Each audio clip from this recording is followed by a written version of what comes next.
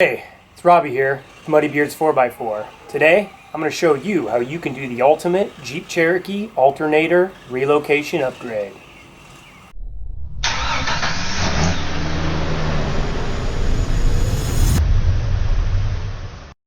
Okay, you guys, so here is my setup. So you notice my alternator has been relocated to the top.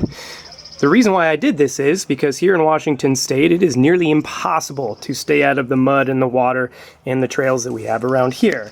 And with the factory alternator being down in the bottom, it actually used to mount down in this area, they basically get shorted out and they stop working because of driving through mud and all the high water, which is what happened to me a couple years ago.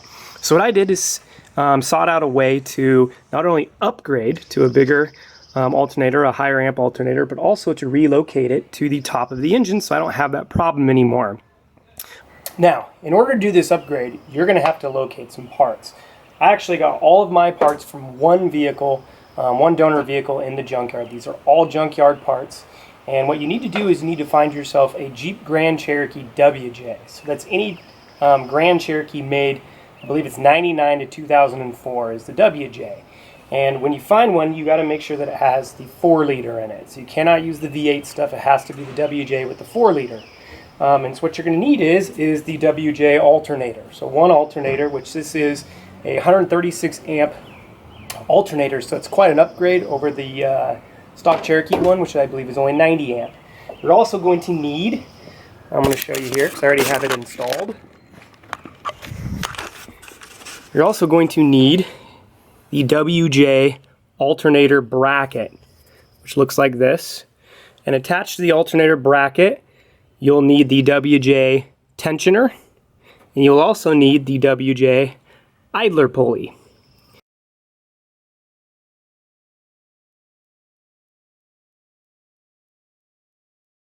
You're also, in order to do this upgrade, you're going to have to eliminate your factory air conditioning and air conditioning bracket. My air conditioning didn't work anyway, so that was easy for me to give up. And up here in Washington State, I don't need it as much, and this is a wheeler only. So the other thing that you're going to want to get is an electric fan. I actually got just a factory fan, again out of the junkyard. Factory fan for a 99 and newer XJ. So this is actually just the electric fan. It's the same thing as your electric fan. Out of a Jeep Cherokee XJ, but you definitely want to make sure that it is the 99 or I believe a 98 plus, because it had the fans with the bigger fins and they displaced more volume. So once I had those parts, everything for the most part bolts up. The factory bolts or bolt bosses on the block of your XJ line up exactly with the WJ alternator bracket. However, the bottom of the XJ block is different. It does not have the bosses for the bolts for the bottom of the alternator bracket. So what you have to do is make a bracket. And I did this, I don't even have to have a welder, just basically a grinder, a piece of steel, and ability to drill some holes. And what I did is I actually bolted this piece of 1/4 inch. It's kind of shaped like a T, if you notice. And I bolted it to the factory alternator spots on the XJ. And then the lower WJ bracket, so the new bracket, actually it bolts to that. So that way the new WJ bracket's bolted to the top and is bolted down to the bottom using this bracket that I built. So you have to do that. There is no way to bolt this thing into an XJ block, to a Cherokee, regular Cherokee block, without making some sort of custom bracket. The next thing you're going to need to do is this idler pulley. So you need this idler pulley, again, off the WJ, and there is no place to actually put this on, again, on the XJ block. The WJ40 and the XJ40 are different. I had heard or read on the internet that there was either a hole or a mark on the XJ block for this, but mine did not have it.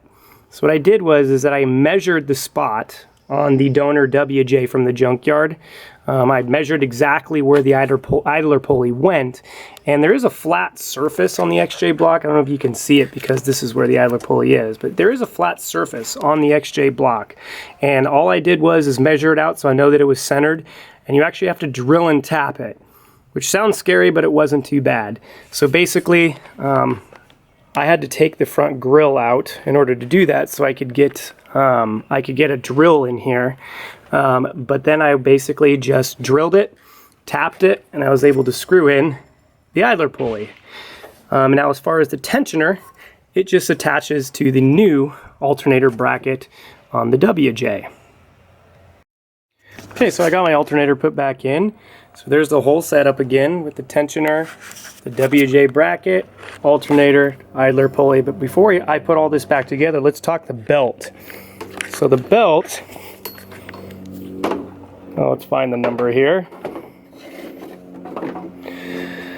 Okay, so the belt, I don't know if you guys can see that, but it says 6K750. So that's 6K750 is the part code. That's just a Delco belt.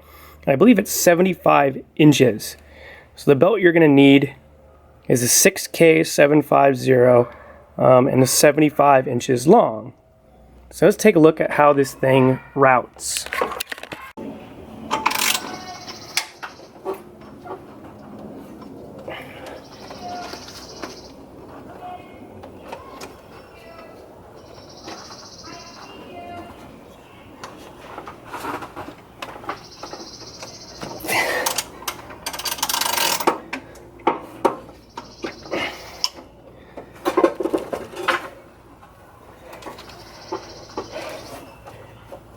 All right, nice and tight.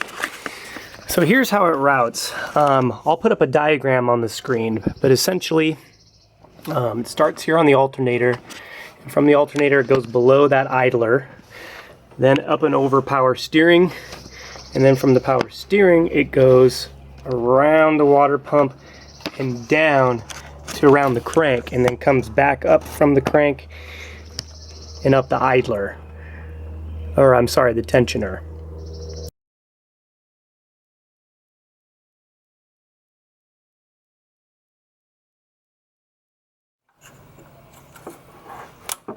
Okay, as far as the wiring goes, everything is pretty much actually like the factory plugins all work. I believe on the terminal here I had to drill it out just a little bit because the stud on the WJ alternator is a little bit wider, so I think I had to drill it out a little bit. But essentially everything fits right back on. So there it is, the upgrade, everything's put back together. So I've been super happy with this. I've been running it for 2 years. The belt is solid, it doesn't slip or squeak. Even with drill and tapping, you know, that idler pulley, you know, that was something I was concerned about, but everything's working out fine. I love having the 2 electric fans. I mean, I actually noticed, you know, a power gain and everything from taking away that mechanical fan. And I just have a switch. The relay and everything for it is here, and it's just based on temperature. So it's got a little thing that probes into the radiator right down in here. I don't know if you can see that. And it basically just senses when it gets up to temp and kicks on the fan. And then the other fan still will work. It kicks on if I turn on the air conditioning inside, and also it'll kick on if it gets above, I believe it's 212 or 215, it'll kick on, which when I've been driving, it's never done that before. So this one fan, just a stock XJ fan, has been just fine. And so that is how I did my, what I'm calling the ultimate alternator relocation and upgrade, using all junkyard parts, all factory Jeep stuff, and it's turned out really well, and it's worked really nice for me.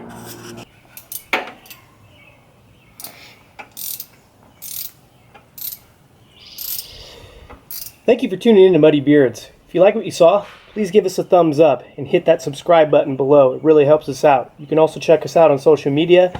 We have a Facebook page and an Instagram account. It's Muddy Beards 4x4. And thank you for watching, and we'll see you on the trail.